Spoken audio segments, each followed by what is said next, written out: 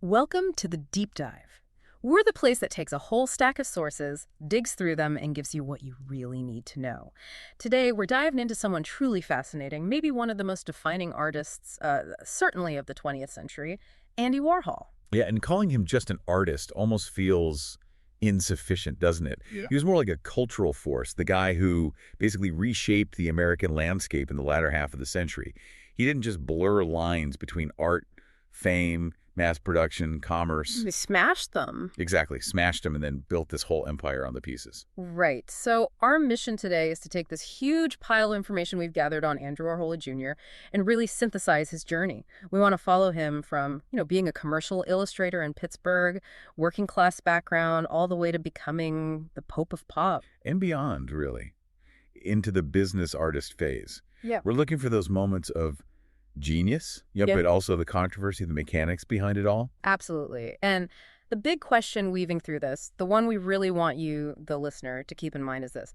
How did Warhol's, relentless drive for commercial success, his almost unique willingness to embrace surface, repetition, how did that completely redefine art? And maybe even more pressingly, why does his work still command these astronomical prices today? Why is he still such a dominant force in the market? It's a great question, because it seems almost contradictory to some of his own ideas. Okay, so to get Warhol the icon, you have to start with Andrew Warhol Jr., born 1928, Pittsburgh, Pennsylvania. And the contrast between where he started and where he ended up, it's just immense. Oh, absolutely. Classic American story of transformation, right?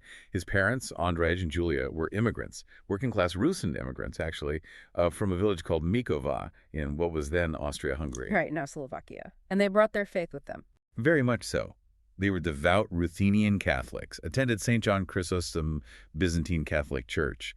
And, that deep, sort of icon-focused, ritualistic faith, it seems like it stayed with him privately his whole life. It's an interesting undercurrent. And his entry into art wasn't through some grand inspiration, but through illness, confinement. Yeah, that's really telling. At 8 years old, he gets a streptococcal infection. Right. And it wasn't just one thing. It was this cascade scarlet fever, rheumatic fever, and then Sydenham's chorea, St. Vitus dance, they called it. Basically, neurological issues, uncontrollable movements. He was bedridden for months. Stuck inside. And what did he do? He drew. Constantly. Yeah. But crucially, he wasn't sketching bowls of fruit. He was cutting pictures out of movie magazines, Hollywood fan mags, comic books, and pasting them into scrapbooks. He was already compiling the surfaces of popular culture, observing, collecting images. And his family supported this interest, didn't they? Even technically. Yeah, his father and brothers actually built him a darkroom in the basement. So he gets into photography early on, too. Yeah. Think about that combination. Celebrity images, repetition through scrapbooking, and the technical process of photography. It's all there, in seed form. He was basically learning the language of pop art decades before anyone called it that. He did well in school, art-wise. He did. Won a Scholastic Art and Writing Award, graduated high school in '45, then went to Carnegie Tech, now Carnegie Mellon, and got a Bachelor of Fine Arts in Pictorial Design in 1949. And notice, it's pictorial design, commercial art, practical application. Not fine art painting, necessarily. Exactly. Though he was involved in the art scene there, joined the Modern Dance Club, the Beaux-Arts Society, he had that performative, slightly bohemian streak early on, too. So degree in hand, he heads straight for the big time, New York City, 1949. And hits the ground running. It's remarkable how fast he established himself. Got a commission almost right away from Glamour magazine. The assignment, draw shoes. It's shoes. Just shoes. But he was good at it. That led to a really successful decade as a commercial illustrator. Big clients like the shoe company Israel Miller, Tiffany & Co. He was making a name for himself in that world. And developing his own techniques, even then. That blotted line technique is key, isn't it? Oh, absolutely crucial. It's the direct precursor to the silk screens. Let's break that down a bit.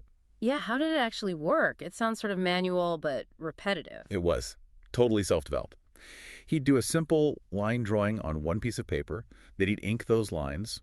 Then, while the ink was still wet, he'd press another sheet of paper, often something absorbent, like tracing paper onto it. And it would transfer, like a stamp. Sort of, yeah. It would blot the ink, transferring the image. Yeah. But the result wasn't perfect, right? It was a bit fuzzy, smudged, unique each time, but clearly from the same source drawing. Ah, so he could repeat the process, not the exact image. Exactly. He could re-ink the original drawing and blot it again and again, creating a series of variations on one theme, a shoe, whatever. He got the repetition, the seriality, but with these slight, almost accidental flaws that gave it a kind of handmade quality within the mechanical process. That's fascinating. He's already thinking about multiples, about imperfection within repetition. Totally. It trained his eye and his thinking.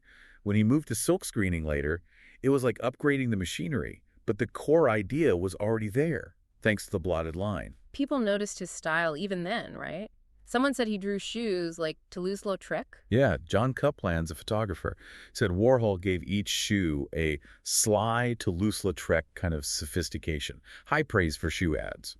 But it was still ads, commercial work. He started dipping his toes into the fine art world, though. With mixed results initially. Well, he had his first solo show in '52 at the Hugo Gallery. 15 drawings based on the writings of Truman Capote. And then, maybe more tellingly, in 1957 he showed these whimsical shoes he'd decorated himself, covered in gold leaf representing celebrities like James Dean, Elvis. So art objects, but still shoes, still celebrity focus. Right. Sold them at the Bodley Gallery for decent money, too, like the $225. You see that mix already. Craftsmanship, celebrity, commerce, it's all bubbling up. But before pop really hit, there was this other barrier he had to deal with, his identity in the art world of the 50s. A huge barrier. We have to remember what dominated the New York scene then. Abstract expressionism. Abex, Pollock de Kooning. Very macho. Very serious about deep inner feelings, the big gesture. Exactly. It valued this idea of rugged, masculine American authenticity. And Warhol, oh, he wasn't that. His early drawings, some homoerotic pieces, male nudes galleries, rejected them flat out in the 50s. They said they were too openly gay, too decorative too. Swish. That must have stung. Probably. But, yeah, Warhol being Warhol, he didn't necessarily hide it or change. Bro. There's that story about the filmmaker Emile D'Antonio criticizing his mannerisms. And Warhol just leaned into it more. Yeah, apparently he found people's discomfort kind of amusing. He turned that perceived vulnerability, that swish identity, into a kind of armor, a persona. How so? By playing up the quiet, the surface level, the refusal to explain, he became this monosyllabic oddity. It was the perfect counterpoint to the Abex guys demanding deep, soul-bearing authenticity. He was basically saying, nope, I'm surface. My art is surface. Deal with it. That calculated persona was absolutely essential for what came next. Okay, so the early 60s, this is the pivot. He's already known, but as an illustrator, a window dresser. A very stylish one. And he used that connection. In April '61, his first real pup paintings, based on comics, ads, like Superman, Saturday's Popeye were their debut, not a gallery. Bonnet teller, right, as backdrops for mannequins in the window. Exactly. The line between the store window and the gallery wall is just dissolving right there. And then comes the technical and conceptual leap in '62, inspired apparently by drawing money, which feels very Warhol. Doesn't it? Perfect. Yeah. He starts seriously using silk screening, learns the technique from Max Arthur Cohn, and this changes everything. How so? More than just a faster technique. Oh, much more. It's moving from that manual, if repetitive, blotted line to a truly mechanical photographic process. He could take existing images, photos, and transfer them directly onto canvas, quickly, repeatedly, and crucially. You could get other people to do it. Bingo. Yeah. He could have assistants pull the squeegee.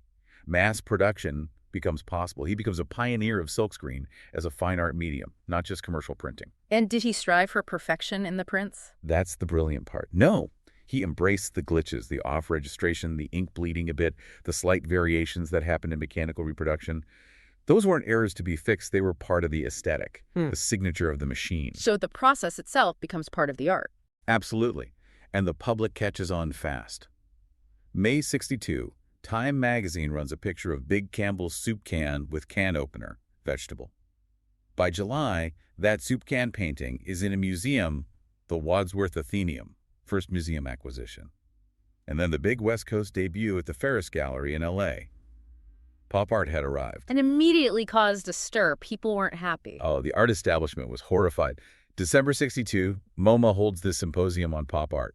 The critics are basically accusing Warhol and others of selling out, of capitulating to consumer culture, dragging art down into vulgar commerce. Which ironically gave Warhol the perfect platform for one of his most famous ideas. Right. He flips the script. He doesn't defend against consumerism. He sort of celebrates the democracy of it. Not the product itself, maybe, but the shared experience. The Coca-Cola quote. The Coca-Cola quote. It's brilliant. What's great about this country is that America started the tradition where the richest consumers buy essentially the same things as the poorest. Yeah, he says, the president drinks Coke, Liz Taylor drinks Coke, and you can drink Coke too.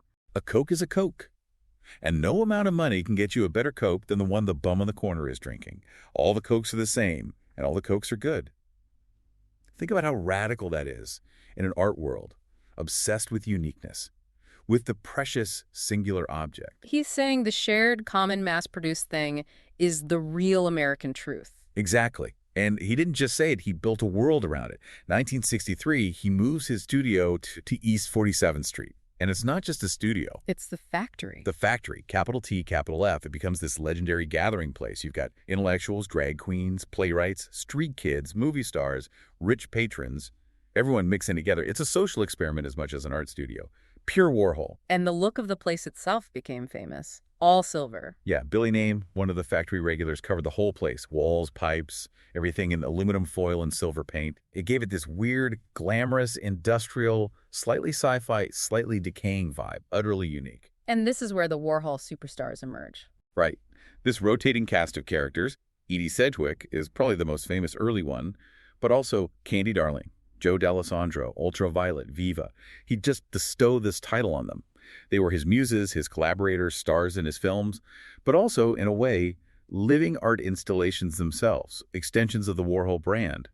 He was using fame to create fame. And the art pouring out of there in the mid-60s. It's the stuff everyone knows, the Marilyn series. Started right after her death in '62, using that publicity still, repeating it, coloring it. Those flavor Marilyns, cherry, lemon, licorice, based on 14 different canvases. It's about her as a product, a consumable image available in different varieties. But then he uses the exact same method for something completely different, the Death and Disaster series. Yeah, this is where you see the real conceptual weight, I think. Same silkscreen process, same bright poppy colors sometimes, same repetition.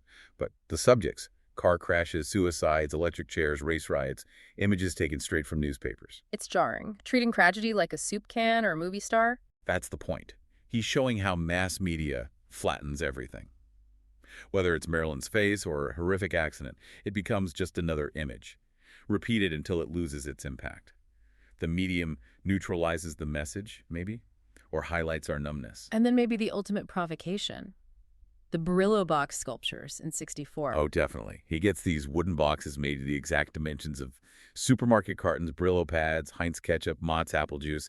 Then he has the logos and designs perfectly silk screened onto them. So they look identical to the real thing. Indistinguishable, basically. And he stacks them up in the gallery like they're in a warehouse stockroom and sells them for, what, a few $100 each? Which just blew people's minds. How is this art? It looks exactly like a Brillo box. It's Duchamp's ready-made idea pushed into the age of mass production and branding. He's asking, what makes something art? Is it the object itself? Or is it the context, the gallery, the artist's signature, the price tag? If the art object and the commercial object are identical, what are we actually buying? He doubled down on that with the American Supermarket show later that year. Yeah, that was wild. An entire gallery set up like a supermarket, but everything in it was pop art.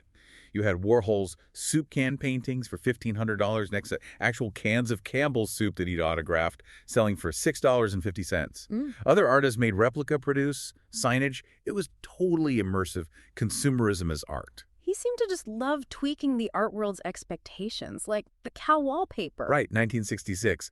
His dealer, Ivan Karp, apparently told him, why don't you paint some cows? They're so pastoral. Yeah.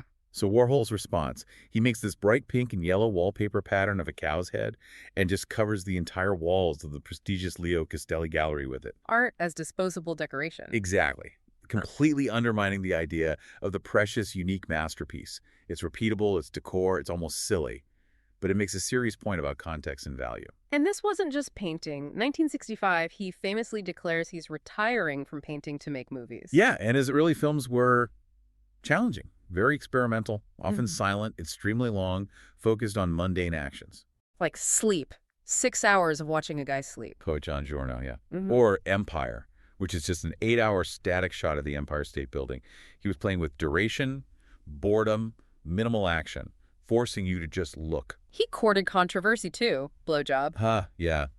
1964. Yeah. So the 35-minute continuous close-up of just a man's face, supposedly receiving oral sex, but you never see it. It's all about the implication, the viewer's projection, voyeurism. It actually won him an Independent Film Award. And then he branches out even further into music and performance, the Velvet Underground connection. Right, late 65, he basically adopts this unknown experimental rock band, becomes their manager, pairs them with the German singer Nico, incorporates them into these wild multimedia happenings he called the exploding plastic inevitable. What were those like? Sensory overload.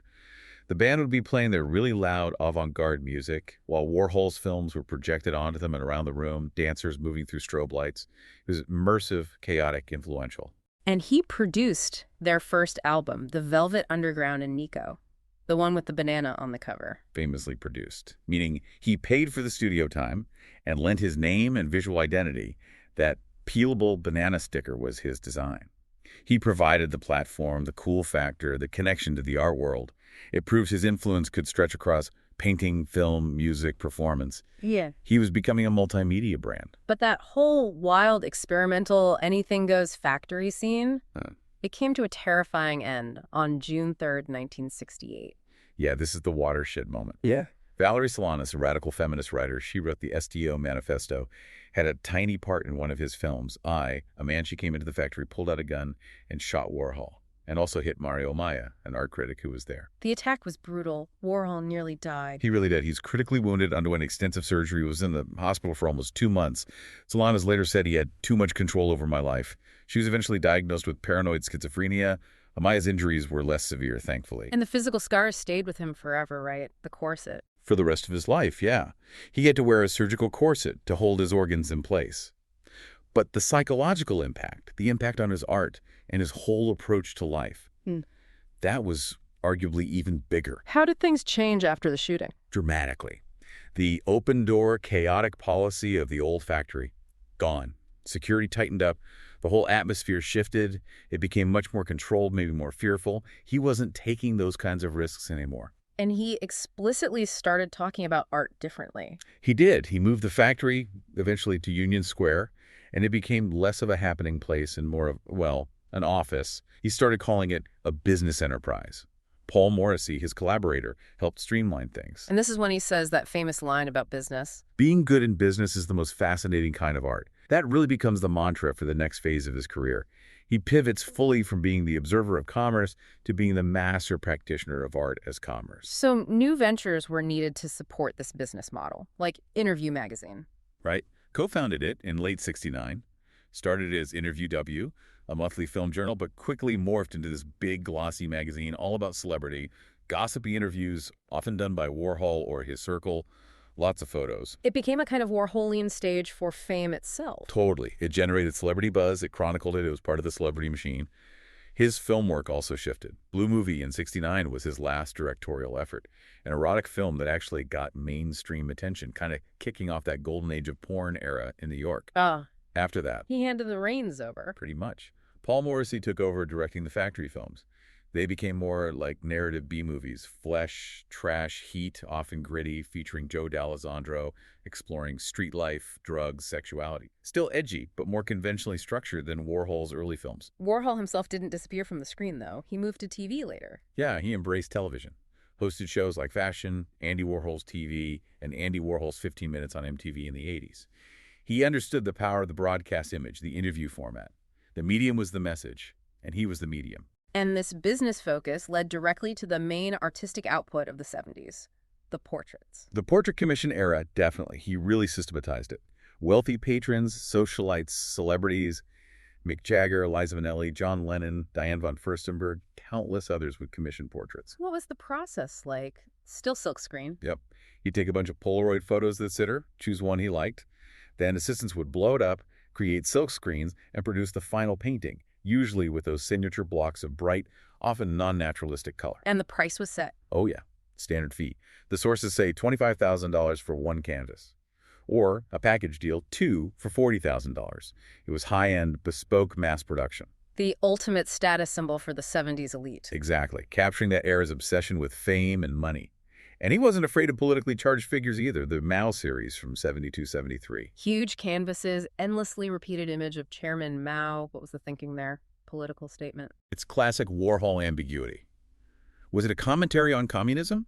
Or was he just taking arguably the most famous, most reproduced face on the planet at that moment and treating it exactly like Marilyn or Elvis as just another global superstar image? Probably the latter. The sources lean that way.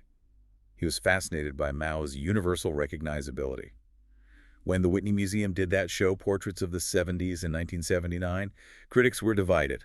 Some praised it for capturing the decade's superficiality, the rise of People magazine culture. Others slammed the works as facile, shallow, just commercial transactions. But maybe capturing the superficiality was the point. That's the Warhol defense, right? He's holding up a mirror. If the culture is superficial, the art reflecting it will be too.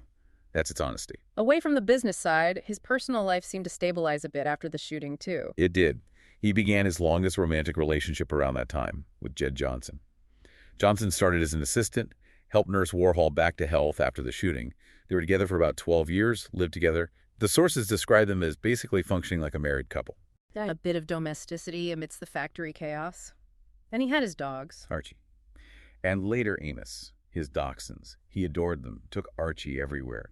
The studio, restaurants, parties, even on Concord to Europe, they were constant companions. A source of uncomplicated affection, perhaps. Which stands in contrast to some of the work he was doing later in the 70s, like the oxidations, the piss painting. Ah, yes. Definitely controversial. Started around 77. The technique was unique. Canvases were primed with copper-based paint. Then Warhol, his assistants, friends apparently, including Victor Hugo, Ronnie Catrone, various factory visitors would urinate on them. And the urine reacted with the copper. Exactly. The acid in the urine oxidized the copper paint, creating these abstract, unpredictable patterns, mostly in shades of green and blue. Wow. What was the idea behind that? Just shock value? Partly, maybe. But it's also seen as this direct, almost contemptuous response to abstract expressionism. Now, Abeck's reverence for the artist's heroic, authentic gesture, Warhol replaces it with, well, peeing. Bodily function, anonymous, chemical, stripping away all that pretension of deep feeling. He even apparently commented on how different people's diets, like vitamin B supplements, made prettier colors. That is something else. Exceptional and crude all at once. Classic Warhol. And around the same time, he was doing these very explicit nude photo series, torsos and sex parts. Often male subjects, sometimes hustlers, brought in by Victor Hugo, lover of the fashion designer Halston. This apparently caused real friction with Jed Johnson, who wasn't comfortable with that whole decadent Studio 54 scene Warhol was still very much a part of. So even with the shift to business, the desire to provoke, to explore those darker, more explicit edges, it never really went away. No, he just managed it differently. The chaos was maybe more compartmentalized after '68, but the core interest remained. So moving into the 1980s, Warhol is globally famous, a brand name, but maybe the art world buzz had faded a little. Critics weren't always kind in the 70s. Right. Some saw him as coasting, repeating himself with the portraits. But he found this new energy, a critical and financial resurgence, by connecting with the next generation, the neo-expressionists who were suddenly art market darlings. Especially Jean-Michel Basquiat. That was the key relationship, and Francesco Clemente, too, to some extent. Around '83, Warhol becomes fascinated by Basquiat, this young, charismatic Haitian Puerto Rican artist from the street art scene, full of raw energy. There seemed to be a real, almost father-son dynamic, though complex. And they collaborated. A lot. Extensively. The sources say over 50 large paintings together between '84 and '85.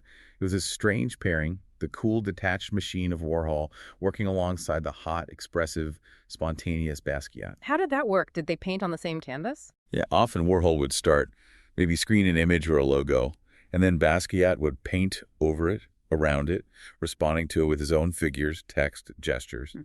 Then maybe Warhol would add another layer. What was the reaction? Critically. Mostly negative, actually. A lot of critics dismissed it as a cynical ploy by Warhol to latch onto Basquiat's rising star, to make himself seem relevant again, like Warhol was exploiting him. But Warhol seemed genuinely invested. He did. He called some of the collaborations masterpieces. He seemed energized by it. Said Basquiat pushed him to paint differently, to loosen up. It was clearly an important, if fraught, relationship for both of them. But even while doing this seemingly more artistic collaboration, the business mind was always working. That 1980 series, 10 Portraits of Jews of the 20th Century. Right. Shown in the Jewish Museum, figures like Freud, Einstein, Golda Meir. Critically, he was noted he didn't seem particularly engaged with the subject matter itself. And his own diary entry about it was brutally honest. What did he write? Just, they're going to sell. Wow. Pure commerce. That duality never went away. He even planned to create a robot version of himself in 1981, an animatronic Warhol that would travel around doing a stage show, reading from his diaries. Seriously. A robot, Andy. Yep, a no man's show. It perfectly fits that, quote, "I'd like to be a machine, wouldn't you?" He wanted to automate his own presence. He kept taking big commissions, too, right? Very public stuff. Oh, yeah. Designed the poster for the Brooklyn Bridge's 100th anniversary in '83. Did the official poster for the '84 Winter Olympics in Sarajevo, the speed skater image.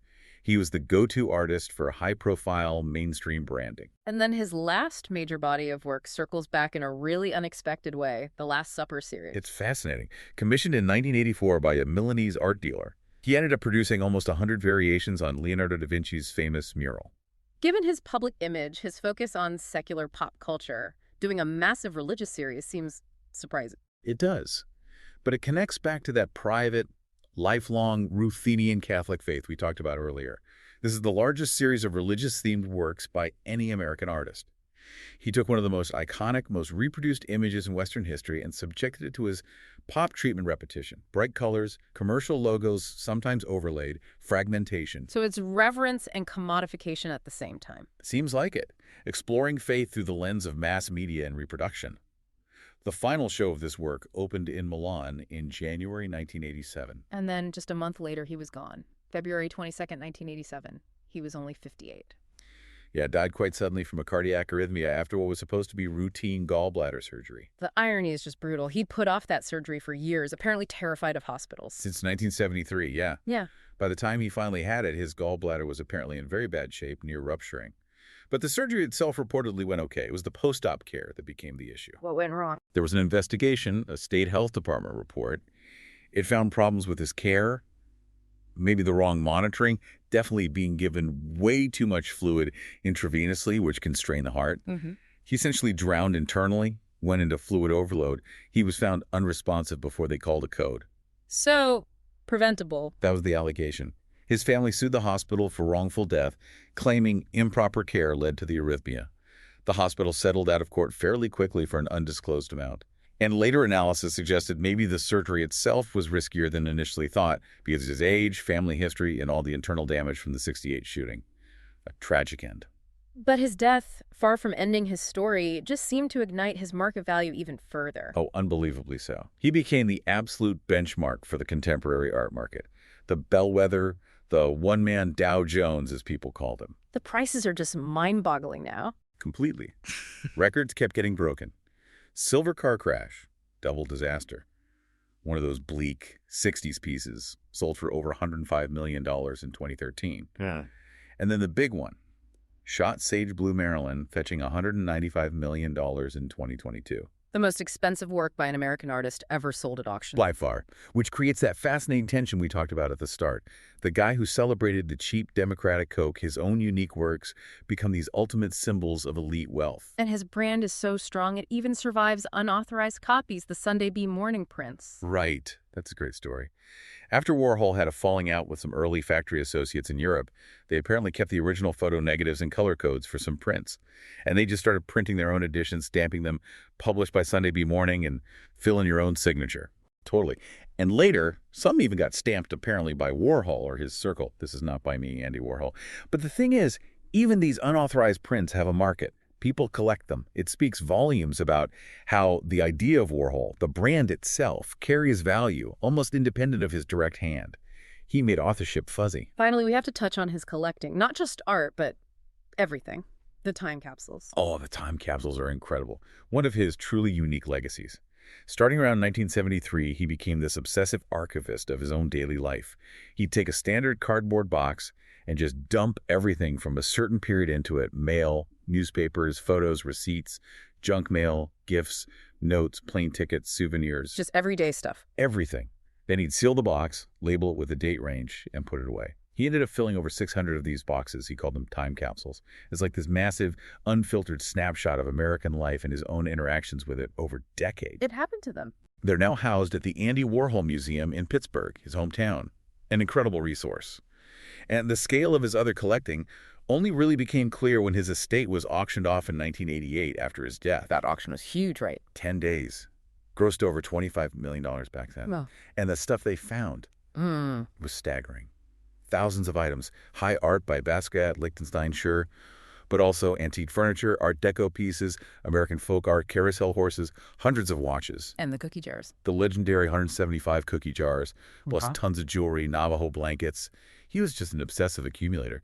Jed Johnson even said he kept wads of cash hidden in his mattress and wore expensive jewelry hidden under his clothes. He lives this very private life of accumulation while projecting this cool, detached surface. The ultimate collector collecting the culture he was simultaneously shaping. So when you try to wrap your head around Andy Warhol, what do you end up with? I think you see someone who masterfully used the actual tools and language of his time, mass production, advertising, celebrity culture. From the early hand-done blotted line to the factory line silk screens to this celebrity Q&A and interview, he took all that and used it to reflect America back at itself. Like a mirror, as people say. Yeah, maybe the most brilliant mirror of our times. He showed us our obsessions, fame, money, products, disasters, but flattened, repeated, maybe forcing us to see them, really see them, in a new way. Without judgment almost, just observation. And he built institutions to carry that legacy forward. The Andy Warhol Museum in Pittsburgh, it's the biggest museum for a single artist in the U.S., right? And the foundation. The Andy Warhol Foundation for the Visual Arts, yeah. It got the bulk of his estate and continues to give out millions in grants to support contemporary art, especially work that's maybe experimental, challenging, kind of in his spirit. He essentially funded the future of the kind of art he pioneered. The business art machine keeps running. Which brings us right back to that central paradox, that final thought for you, the listener, to chew on. Here's this artist who championed the idea that a Coke is a Coke, that mass production creates a kind of equality. His whole philosophy seemed built on the democratic surface of things. So what does it mean when one single painting of Marilyn Monroe by him sells for nearly $200 million? Does that astronomical price confirm his view of art as the ultimate commodity? Or does it represent a total betrayal of that original democratic pop ideal? Where does Warhol the machine end and Warhol the market phenomenon begin? Something to think about. He perfected the machine and the market perfected him, maybe. Thanks for joining us for this deep dive.